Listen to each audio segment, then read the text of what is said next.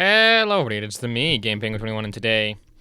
Okay, so it's about the end of the month now, and actually being the end of the month now means that I can actually talk about probably the last few stories that I didn't get to make videos on.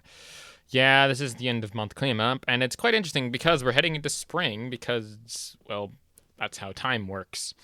Now, I'm going to do this slightly differently than what I normally do, and I'm not going to be reading out every single tweet that I put up on the screen. That's more or less for my own sanity, as I've looked at some of the screenshots and the tweets that I have, and it's either I break it off into two different parts, which I might end up doing anyway, or I just give you the news there that I have, show up some of the tweets and the salt stuff, and then get into some of the more other salty, actual salt stuff in the back half of this episode, which I think is probably going to be the main format that I want to use, at least to test it out. So, with that being said, let's get started. So what actually ended up happening in the news portion of the gaming industry? Well, obviously the Nintendo Switch 2 and Nintendo has been very much so in the news for a while, mainly because of their $80 price tags for gaming and determining games and their variable pricing, meaning that they can do it on any portion here. Now, of course, there are people such as HMK here talking about how essentially this is not as good as essentially saying how the Switch 2 isn't as good as a Steam Deck, or no, the Switch 2 is better than a Steam Deck for one reason or another. How there is also interesting things having to do with micro SD restrictions, according to Zubbytech here. Take that with a grain of salt, as I don't trust him because of the reasons for him here, but at least according to this article, a micro SD EX type card seems to be not being able to, be compatible in one way or another. Again, take that with a grain of salt.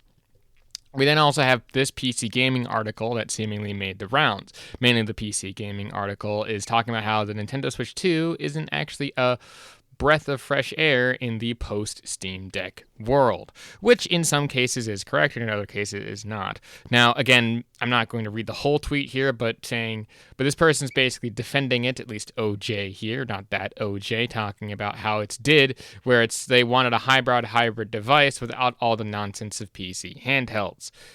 The nonsense of PC handhelds that some people can fix depending on which PC handheld you get.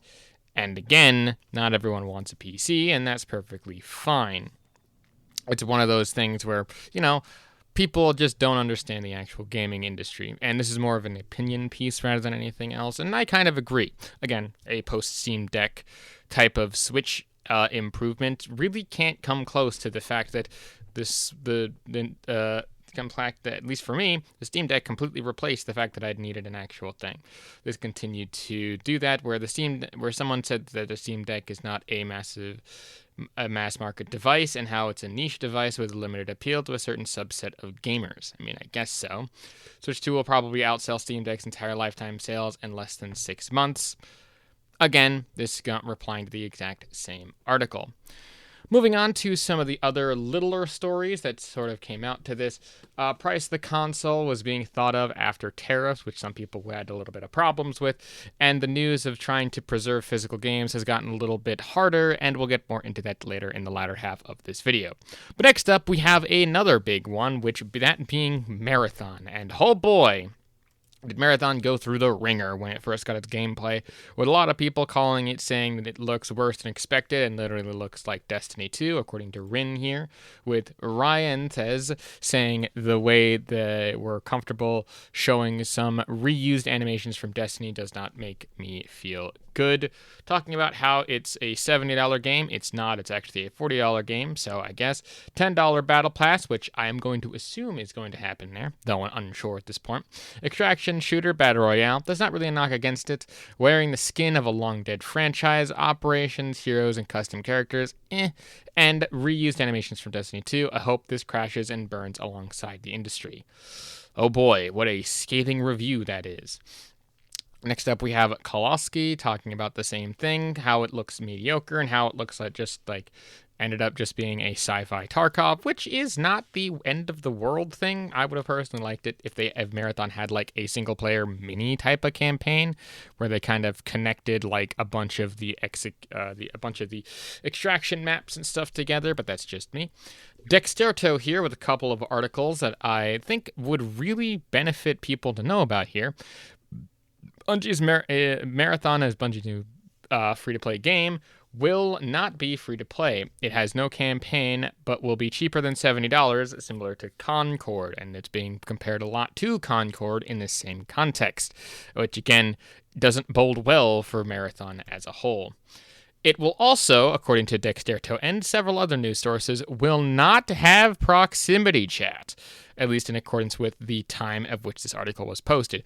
However, more recent news has come out from Dr. Lupo, where they were talking about, due to a recent dev interview, that they are getting definitely be a positive to get a VoIP on Marathon. But again, that seems to be neither here nor there. Again, VoIP is usually referred to as voice over IP, which is basically just people talking to each other. Overall, it's actually done a little bit of wonders for several different aspects of games, including mainly in things such as, I think, EFT. EFT kind of had an interesting use of that, where, yeah, you could have several people talking about this, that, the other thing, but it has helped with certain situations to be able to talk things out. Of course, then you have Grums, basically, to kind of cap this Marathon pit off here. We have Marathon's alpha application contains a completely unnecessary gender identity question. It does not matter if you are male or female or whatever. There's no reason for this except to virtue signal. Tolerating this is how you end up with Concord. That's how we got to this point in the industry. I mean, if it's a standard survey, I would assume that they would want to gauge that in terms of demographics and marketing. That just seems to be some way to gauge another price point in what's happening here. Helps with marketing, but yeah. But of course, next up, more OJ here, not being a negative Nancy here, but the PS5 has now received a price hike, and multiple of them, in fact, with the original PS5 itself sending price hikes everywhere except the US, but the US seems to be following suit due to tariffs, possibly, with the PS Plus and the system itself and various countries. And he understands the economic thing, and the Switch tie saying the blah, blah, blah. And they're kind of wondering if there will be any vids that will be ready for Sony. This is one of the things and one of the reasons why I continuously make these little or smaller videos where I talk about a bunch of general aspects of the news, because stuff like this tends to fall through the cracks. And to kind of go over the basics here, as Games Nosh kind of puts it, a 5-year-old game console getting a price increase. As Jen is cooked, we are 100% heading towards a global economic catastrophe. Lol, at them to put this news out at midnight UK, hoping people don't notice. Which is, again, one of the reasons why people aren't really talking about this, because it was released at a time when no one was really paying attention. Again, hence why I do a lot of these things. Another one commenting on the price hike of the PS5 in Europe and other places, and not the US, and the rest of the world is paying for the US. It seems very weird. Again, it's one of those things where back in the day, they did the exact same thing, maybe about like 2 years ago, where they raised the price everywhere, except for in the US, where they still had to technically be competitive with Xbox. So again, it's one of those things there. A few different notions of here. Someone basically gave a retweet of save yourself the trouble and build yourself a PC instead, where Kabi says PC gamers are really are the vegans of the video game world. In every thread about something slightly negative about consoles, you'll see comments like this one, we don't care. It's really dumb to kind of assume that all of these people are trying to do the same thing, but again, I'm fairly certain that I've said that fairly enough times here, but we're not as annoying as vegans, at least I hope not. But in terms of Glorious Kev here, he says, it's funny because I say I'm going to emulate Switch games and get all kinds of angry people telling me to buy a console and it's cheap, but we know it's cheap, we don't care. I think that kind of sums it up, really, in the sense of people just don't really care, and when you say that a person is wrong for doing something, you just kind of, have them do the opposite. It's one of those things here. But I wanted to include this tweet because we have a bit of Harmon Smith news. And not good kinds, but weird ones. Saying, Harmon Smith says, which is why no one respects you, where Glorious then comments back with, this is coming from the guy who looks like he's pushing 40, recording videos in his mother's basement. Do you respect yourself? And Harmon Smith says, I'm halfway through my 50s. I wanted to throw that out there because apparently this man is halfway through his 50s. Jesus Christ. I have no jokes for any of this. What the hell, Harmon? If this is true, which I'm going to err on the side of caution and say maybe it's not, but if this is true and you are actually 50 plus, Jesus Christ. Anyway. Moving on, Kendar says the console gamers, kind of throwing this back, says, are the vegans of gaming? As soon as you bring up emulators, they cry and cry and cry, even if it's nearly $200 a year like PS Plus Premium. Quite interesting. And again, talking about how it's $60, that's $5 a month. That's pretty dang cheap. Family plan is also free on PC and blah blah, and not attached to any subscription. Sorry, but the PC is not the master race of gaming. More like the lesser race. Risk of malware via PC, love of pirating, crappy ports, and the worst controller ever. Go on and play something like Mega Man Zero on keyboard and only on keyboard. Then come back to me. You can hook up any controller to a PC. If you want to avoid the risk of, say, malware, don't pirate games or go to safe websites, usually determined by your browser to more or less be safe. Don't click on any weird things, and with the crappy ports, usually get patched out fairly quickly and much more efficiently than on console. And saying the worst controller ever? What, keyboard and mouse being the worst controller ever? Or like the Steam controller? Because there can be an argument made for both being actually good or bad depending on the situation. I, for one, specifically use the controller for specific games. Not for all of them, but some of them. And it's really dumb because, again, you can hook up literally any controller with the correct ports and the correct software. In very rare cases nowadays, we need the correct software. But it all works. It's very weird that you continuously talk about that being bad. Anyway, moving on here, we then have someone retweeting FreeForge Gaming saying, so nobody cares about facts. Shouldn't facts inform opinions and views? Which is true. Facts should inform opinions or views. And Legendary Drops here talks about, no, they don't. The only fact people care about is what's on their wallet and the price tag on the game. It's, can I afford this, not pseudo-intellectual melancholy to justify the economic conditions behind the price. I can't believe point of sale is such a foreign concept. And Josh, the editor, comes in here with a very interesting take of when the people you aspire to be like are telling you and ratioing you over an elitist bad take, maybe you should just shut the fuck up, which I kind of agree in this context. Apparently this is about like the price of games and stuff, and if we remember the last Reforged video, he is 100% for being gouged for as much fucking money from Nintendo and probably even Sony as possible. Quite interesting. Next up here, we have a interesting thing of a person saying, are we living in the dark ages of journalism? Where they are talking about things such as Assassin's Creed, Concord, Star Wars Outlaws, and Suicide Squad, and how they are having a number of hours put into the game, mainly between 5 and 8 here, of them saying that they are actually in a positive thing.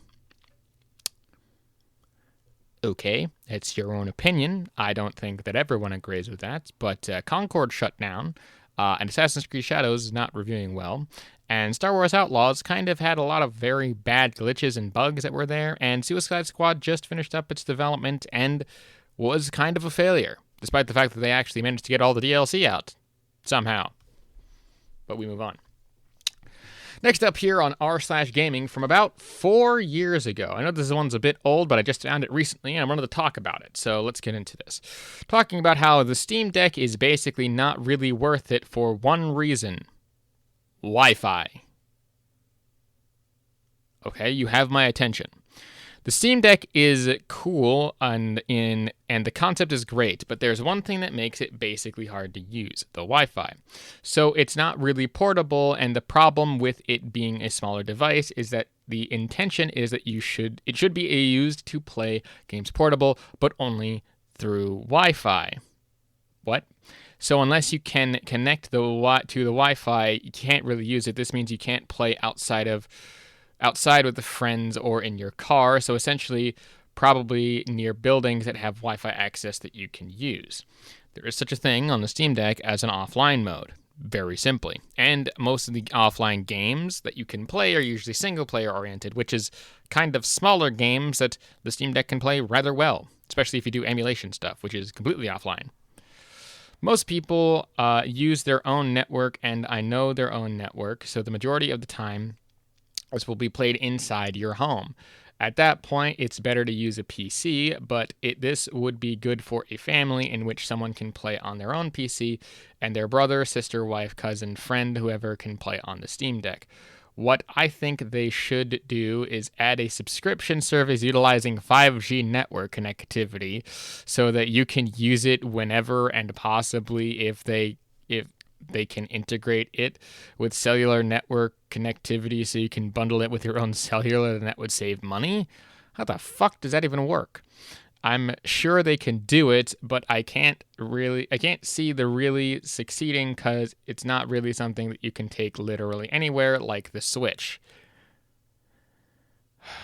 So breaking this whole thing down, the person is saying that the use of Wi-Fi in this context basically means that the Steam Deck is useless, despite the fact that both the Steam Deck and the Switch have an offline mode and even an airplane mode to actually facilitate offline play. Not only that, you can play most, if not all, locally stored games that are on your hard drive for either the Switch or the Nintendo, for either the Switch or the Steam Deck, and all of that can be played offline. The only online functions that I can think of that would be not great, or the thing that you would kind of have to connect to the internet for, is to sync up the cloud storage to your main computer or to your main Steam account. I remember I used to do this all the time whenever I went from building to building when I was playing my Steam Deck on the campus of my college. I would always go through one place to another, and saying that it's not portable unlike the Steam Deck, use a backpack. If you can't use a backpack, just use the carrying case which comes with it, which actually stores it fairly well and, kind of distributes the weight in such a way that makes sense. This was just a weird one, and again, this was like 4 years ago when the Steam Deck basically decided to come out. So I just wanted to, talk about that because that's a fucking stupid point, and overall it's really dumb. Anyway, let's move on to some more salt here with Josh, the editor, talking about how we get in PC games now, PC going third party and has no exclusives. PC has more exclusives than you can even think about in your tiny little brain, apparently, J-Dub. With Josh saying, you think they can post cringe like this and I won't find it, which is true. Because also, to kind of even knock J-Dub down, another sense here is saying that both Starfield and Elder Scrolls 6 will be a PS5 exclusive. This was made before the actual buying of Bethesda from Microsoft, by the by. So, oops. And, PC is king, saying he's never recovered, and I don't think that he has. The main reason as to what this tweet is even about, by the way, happens to be because Ready or Not is coming to the PS5 and Xbox Series S this summer, which is actually pretty good, but Japan Hates Xbox basically comes in here and says PC loses another one of its very few remaining exclusives. Yes, PC is a dying platform, Lamau. Despite the fact that PC gaming grew about 10 to 15% in the past year of 2024, if I remember correctly. This was a very recent thing that came out. So yeah, I don't know. I just wanted to talk about that. Just seems kind of dumb. And the last two couple of things are just some sort of health checkups and stuff like that. With publishers being absolutely terrified of preserved video games, according to Games Radar. And, they are trying to go through there to strike down a major effort for game preservation. Oh boy, that was a lot of salt, a lot of news, and a lot of things to talk about and discuss over the next month. Oh Jesus. Oh my god. So, overall, what are my final thoughts here on everything that has happened so far in the things that I've been talking about? Well, the Nintendo Switch 2 has lost completely and utterly all of my interest since I have my Steam Deck and can wait a while for various aspects of ways to get video games, plus I have another backlog of other games that I wanted to get to, plus I'm still playing the finals, which is free to play, and I still think that everyone should play it. Plus also Roblox now, because Roblox came out with a thing called Project Remix, which is another really good game that someone turned me onto, I guess. Marathon looks pretty okay, but not something I would want to rush out and buy immediately and right now. PS5 price hikes and shit like that. Jesus Christ, please just drop the prices of things, my god. And the random stories of the things that I'd heard around with a bunch of this other stuff. Overall, that was both the news, the salt, and the other things that were happening throughout the gaming industry that interested me to be talking about in this video. If you like what it is that I do, want to support me in another way, shape, or form other than like and subscribe, which is always enough, links down to everything in the description below. I recently released a new single, by the by, called Take Me Higher, which is currently available on my Bandcamp for a name your price value. Any donations to that will be nice, and you can use my music for whatever purposes you want. It's basically copyright free at this point, despite the fact that in some cases it tends to get copyright strike, but know that you will not, hopefully. Overall, that's my time here, guys. My name is GamePenguin21 again, and a peace off.